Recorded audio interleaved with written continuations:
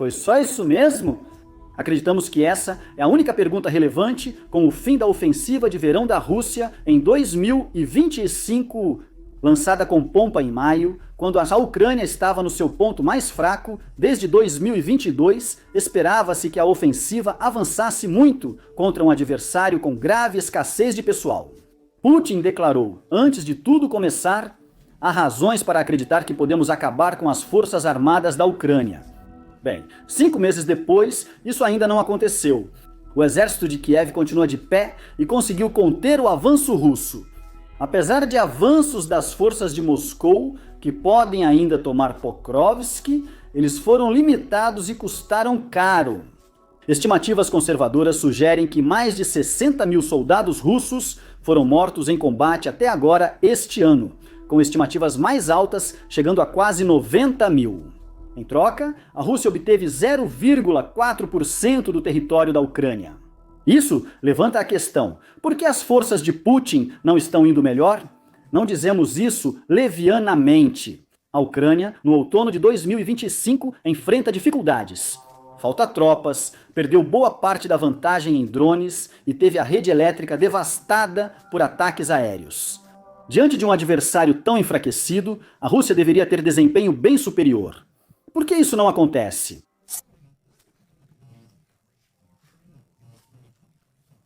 Naquela época, o ar estava carregado de análises pessimistas, prevendo um verão difícil para Kiev.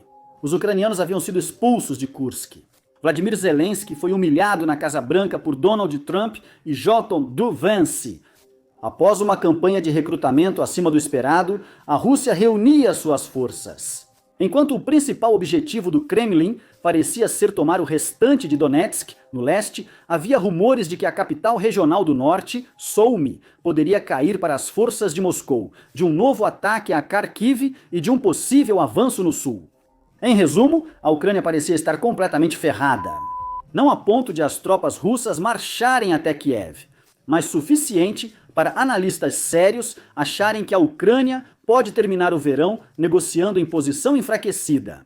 O verão de 2025 tende a ser lembrado como o equivalente russo da fracassada contra-ofensiva ucraniana de 2023, uma ação militar com muitas mortes e poucos avanços. No Oblast de Sumy, uma ofensiva russa em direção à capital regional ficou atolada em vilarejos na fronteira e nunca avançou. Em Kharkiv, o novo avanço até agora resultou apenas em pequenos ganhos. No Donbas, cidades como Pokrovsk e Kostiantynivka, consideradas objetivos mínimos, ainda não caíram. Agora, precisamos deixar claro que não estamos dizendo que está tudo bem para essa Ucrânia. Mesmo com desempenho decepcionante, os russos continuam avançando no campo de batalha. Como veremos mais adiante no vídeo, Pokrovsk pode ter uma retirada ucraniana em breve. Porém, cidades como Pokrovsk eram os objetivos mínimos para o verão. Os lugares que Moscou precisava conquistar para apresentar a ofensiva como algo diferente de um desastre absoluto. Se elas caírem, a campanha do Kremlin terá apenas passado raspando. Se a Ucrânia de alguma forma continuar segurando essas posições, bem, isso levantaria sérias dúvidas sobre a viabilidade do esforço de guerra do Kremlin. Segundo a revista Economist, a menos que algo drástico mude, Vladimir Putin não vencerá a guerra no campo de batalha. O fato de que ele continua tentando, apesar de tudo, sugere que ele está sem ideias. Não era para ser assim. Enquanto a Rússia avançava lentamente no campo de batalha, a Ucrânia enfrentava uma grave crise de efetivo, o que deveria afetar sua capacidade de conter os russos. Se você é espectador regular, sabe que já abordamos essa crise em um vídeo lançado em 13 de outubro. Recomendamos que qualquer pessoa que queira entender melhor as questões volte e assista a esse vídeo.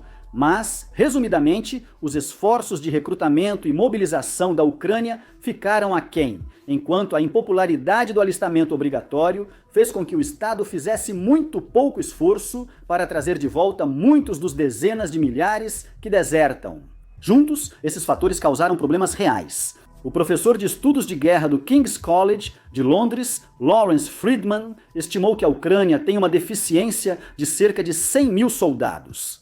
O comandante-chefe ucraniano Oleksandr Syrskyi afirmou que, enquanto as forças ucranianas diminuem, o exército russo cresce cerca de 9.000 soldados por mês com novos recrutas. Em reportagem recente, o Kiev Independent entrevistou comandantes anônimos que disseram ter apenas 10 soldados de infantaria aptos para o combate em todo o batalhão. Essas carências afetam a operação. A ex-conta Ukraine Control Map explicou: a escassez deixou a Ucrânia incapaz ou sem vontade de realizar grandes contra-ataques, limitando-se a operações de tropas de assalto que enfrentam dificuldade até para retomar pequenas aldeias. Assim, as forças russas podem pausar, reabastecer e se reorganizar com pouco risco de contraofensivas. A escassez reduziu as chances das tropas ucranianas se revezarem e descansarem na linha de frente. Isso fez com que defender-se dos avanços russos se tornasse um exercício de correr de um lado para o outro apagando incêndios. Segundo o fundador do grupo de análise Frontelligence, Mapurwashis, as recentes dinâmicas negativas em Kupiansk mostram que a questão central das forças armadas da Ucrânia persiste. Ela é forçada a operar como um corpo de bombeiros, reforçando setores ameaçados da linha de frente, como Pokrovsk, às custas de outras direções. É isso que queremos dizer ao afirmar que a Rússia deveria estar indo melhor.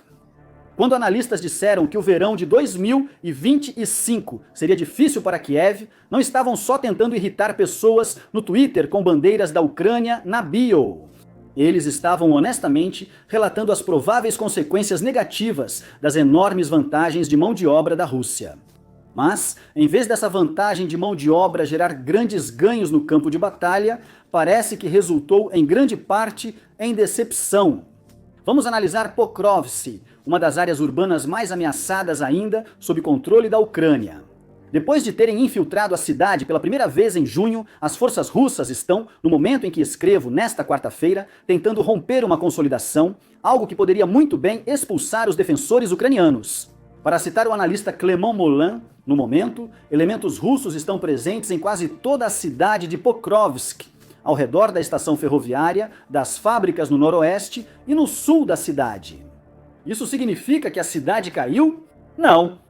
Agora precisamos aguardar para saber se haverá consolidação e retirada ucraniana da aglomeração nas próximas semanas ou se a situação seguirá igual.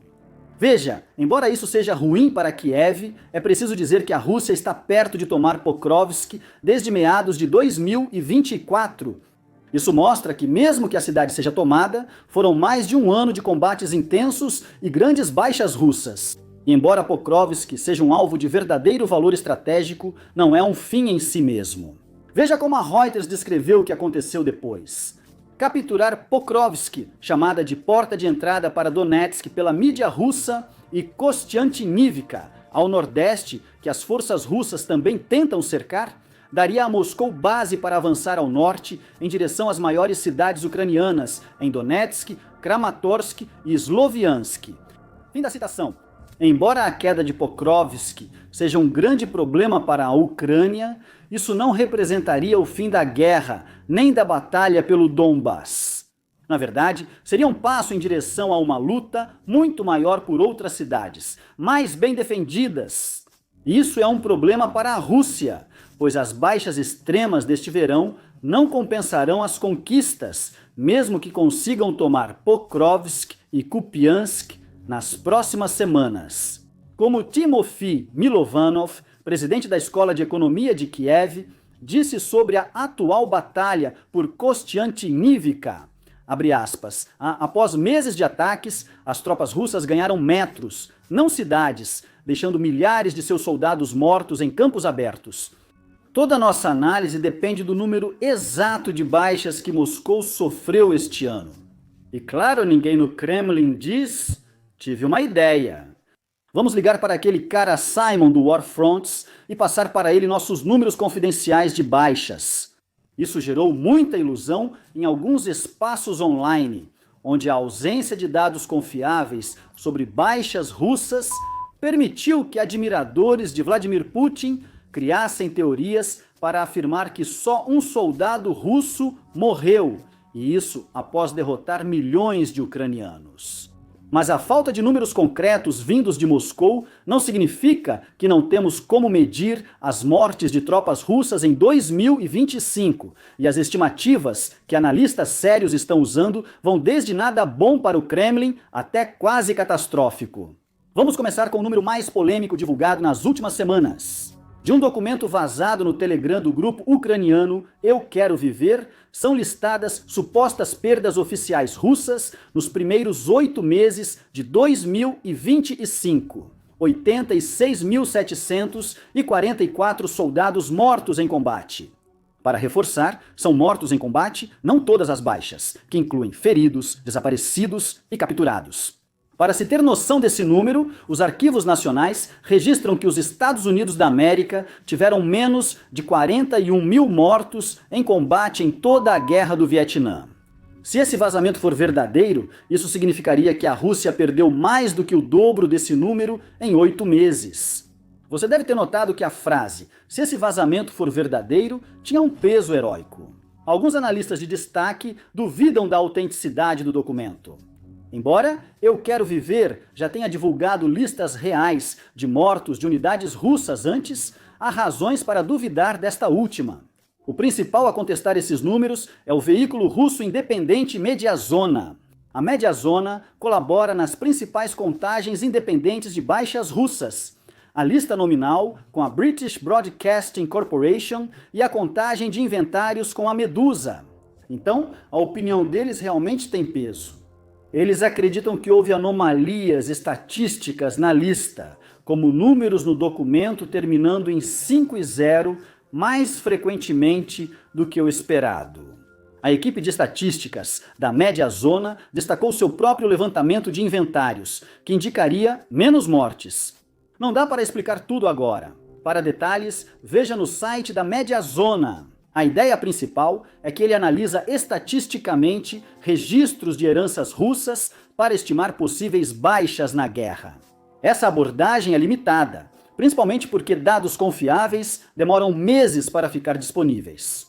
Segundo a Mediazona, nossa estimativa com base no registro de inventário não inclui mortes das semanas e meses mais recentes ao cálculo. Mesmo assim, eles estimam cerca de 52 mil mortos russos nos primeiros 6 meses de 2025, e a média mensal sugeriria até 87 mil mortos até agosto, no limite da plausibilidade. Porém, alguns analistas respeitados afirmam que, mesmo algo chegando ao limite superior da faixa esperada, não significa que seja impossível. Entre eles está o fundador da Frontelligence Insight, que afirmou a Político: os números que tínhamos então são bem próximos aos do documento vazado, indicando que o valor divulgado está na faixa esperada. O fundador estimou de 7.600 a 11 mil russos mortos em combate por mês, indicando um total entre 60.800 e 88 mil mortes nos primeiros 8 meses de 2025. Mas, embora seja fácil se perder em debates intermináveis sobre qual é o número real, o ponto importante para este vídeo é que, mesmo na estimativa mais baixa, ainda é um número impressionante de mortes. A Guerra do Vietnã resultou em cerca de 41 mil americanos mortos em combate e outros 17 mil por acidentes ou doenças ao longo dos anos. Perder muito mais homens em 8 meses indica grande descuido ou incompetência. Se a estimativa mais alta for correta, mais soldados russos morreram em combate nos últimos 8 meses do que o total de tropas americanas mortas em ação na Primeira Guerra Mundial e no Vietnã juntos, excluindo mortes por doenças ou acidentes. Isso não inclui feridos, desaparecidos ou capturados. Somando esses, o número de soldados russos fora de combate é ainda maior. Isso não significa que a Ucrânia não tenha perdas, mas é raro em guerras a força atacante ter menos baixas que a defensora entre pares militares. Parece que as forças de Kiev sofrem menos que as de Moscou. O site ucranianas Losses, que monitora baixas ucranianas, registra um mínimo de 8.668 mortes no período. E embora pareça muito improvável que esse limite inferior seja preciso, mesmo assumindo que o número real seja o dobro ou até o triplo disso, ainda assim significaria que Moscou está sofrendo uma proporção de baixas extremamente desfavorável. Tudo isso parece apontar para uma verdade básica. A ofensiva da Rússia fracassa não só pela resistência ucraniana, mas porque as táticas do Kremlin desperdiçam recursos e arriscam sua vantagem em mão de obra. Recentemente, o método do Kremlin de usar força bruta e lançar homens contra posições, confiando na vantagem numérica, parecia funcionar. De certa forma, sim, a Rússia continua avançando lentamente no Donbas. Mas a proporção de custo em mão de obra para os ganhos tem piorado cada vez mais. E uma razão provável para isso? Drones. Como já relatamos anteriormente, a guerra na Ucrânia não tem mais linhas de frente no sentido tradicional. Em vez disso, existe uma zona cinzenta de 20 a 30 quilômetros ao longo da frente, vigiada por drones de ambos os lados, na qual pequenos grupos de soldados ucranianos mantêm posições e brincam de gato e rato com pequenos grupos de infiltradores russos que tentam entrar sorrateiramente na zona em número suficiente para desalojar os ucranianos. Na linha de frente, há uma faixa de 500 metros a 10 quilômetros, chamada de Zona de Morte pelo portal ucraniano Texty, onde as coisas são ainda mais difíceis. Aqui, os drones são tão onipresentes que entrar é praticamente suicídio. Tudo que se move, seja veículo ou soldado, é rastreado e geralmente destruído rapidamente. Isso é um inferno para os defensores ucranianos que ficam presos em posições apertadas por meses a fio, com linhas de suprimento incertas. Mas é ainda pior para os soldados russos encarregados de avançar e tomar novas posições. Claro, posições ucranianas caem e russos às vezes rompem as linhas de frente. A natureza da zona de morte dificulta muito explorar essa brecha. Veja o que diz a The Economist. A vigilância constante por drones, aliada a armamentos de precisão de longo alcance, tornou suicida a concentração de forças perto da linha de frente. É difícil romper as linhas ucranianas. Se houver uma brecha, avançar com forças e equipamentos em massa para explorá-la é muito difícil. Por isso, a queda de Pokrovsk, se ocorrer, será ruim, mas não desastrosa para a Ucrânia. Salvo grandes imprevistos, não esperamos muitos blindados e soldados cruzando as linhas de frente. Provavelmente veremos o que já vimos neste verão. A Rússia avança lentamente e sofre muitas baixas ao se aproximar de batalhas urbanas intensas em Kramatorsk e Sloviansk. Nesse ritmo, analistas estimam que o Kremlin levará mais 4 ou 5 anos para conquistar toda a região de Donbas. Tudo isso coloca a guerra em uma situação estranha. Por um lado, as coisas estão melhores para a Ucrânia do que o esperado. Avanços russos pontuais são possíveis, mas um colapso geral das linhas de frente é improvável. Por outro lado, um exército ucraniano com grave escassez de pessoal dificilmente conseguirá contra-atacar e recuperar território além de pequenas ações. Segundo analistas do mapa de controle da Ucrânia, a Ucrânia precisa urgentemente de mais pessoal para vencer militarmente. Se o objetivo é atrasar a Rússia, cedendo território aos poucos, a Ucrânia está conseguindo isso de forma eficaz. Fecha aspas. Para os russos, as coisas também não vão bem.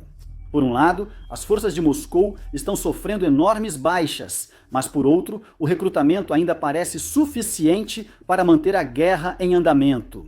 O Instituto para o Estudo da Guerra estima que a Rússia perde cerca de 35 mil soldados por mês, mas recruta cerca de 31,6 mil. Nas palavras deles, abre aspas, as forças russas parecem capazes e dispostas a sustentar essas taxas de baixas, apesar de alcançarem avanços táticos limitados.